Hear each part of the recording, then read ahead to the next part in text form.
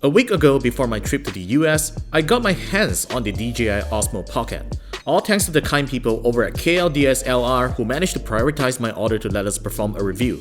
So head on over to their store in the link down below to shop great deals on cameras, lenses, and more. So here it is guys, after using the Osmo Pocket for a couple of days during my trip in San Francisco, here are my thoughts about it. If you have seen all the hype and advertising by DJI, the Osmo Pocket needs no further introduction.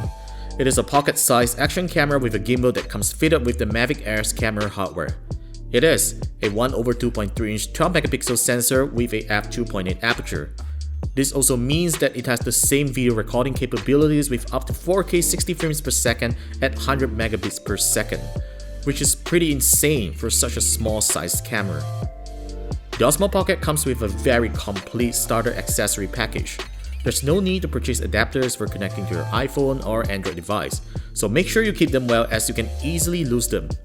The included case sports a very thoughtful design as there's a soft fabric inside that protects the device from scratches. You get access to its USB-C charging port at the bottom, the SD card slot at the side, and the flap that protects the device even has a hole that lets the USB-C or Lightning connector stick up. Finally, you get a lanyard to hook it onto the case. Getting started with the Osmo Pocket is extremely simple. There's no complicated pairing process and all you need to do is to connect the device to your smartphone with the included adapter to activate it for the first time. In most cases, you will be leaving the adapter attached to the device. The small display of the Osmo Pocket can be challenging for people with a big fat thumb, as my reasonably sized thumb can already cover the entire screen. But thankfully, I faced little issues when navigating around the interface, all thanks to the great touch sensitivity. You swipe right to preview your shots, swipe left to change shooting modes and picture resolution, swipe up to change the gimbal shooting mode, and swipe down to access the settings. Of course, not everything is accessible within the small screen, such as panning the gimbal and manual camera controls, which is why you will need to connect your smartphone for that purpose.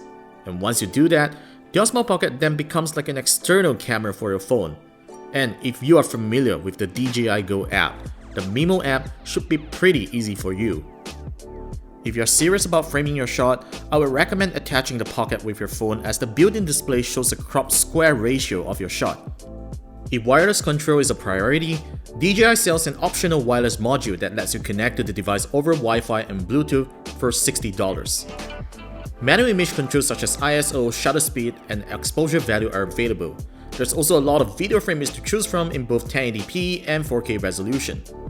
Though the camera supports portrait shooting, it unfortunately doesn't support live streaming features at this point of time.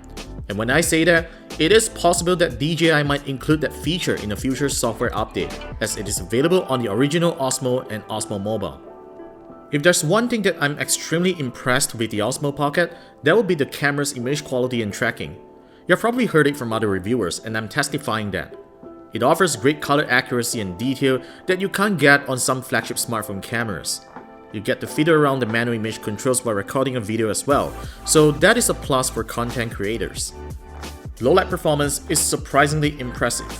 There is still noticeable noise levels, but not annoying.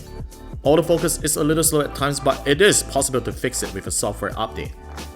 The Osmo Pocket's gimbal is an excellent performer. I was using the first-person view mode most of the time and it captures what I want the way I hold it. If you put it down on an uneven surface, it automatically stops functioning to protect the motor. It is a good feature for the careless user. I've created a simple vlog with the Osmo Pocket and you can view that video in the description down below for its full 4K 60 frames per second glory. Battery life hasn't been exactly DJI's strength in its previous products, but fortunately in the Osmo Pocket's case, I was still able to get 35% remaining battery through my 2-day trip in San Francisco. So if you were to put it into theoretically continuous recording time, that would be close to 2 hours on a single charge.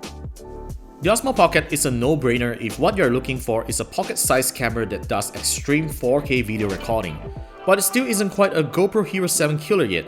Though the device's $350 or 1500 ringgit price tag and form factor could win hearts over, it will not work underwater without a case.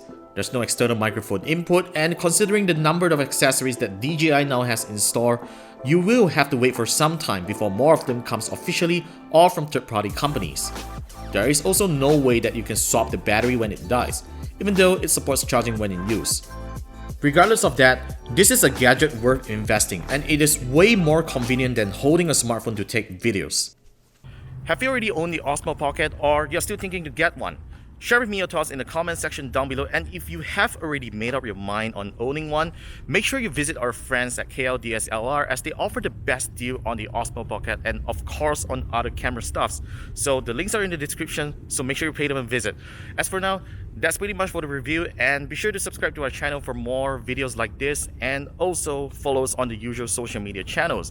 I'm Warren with KLGadgetTV, and I will see you soon in our very next video.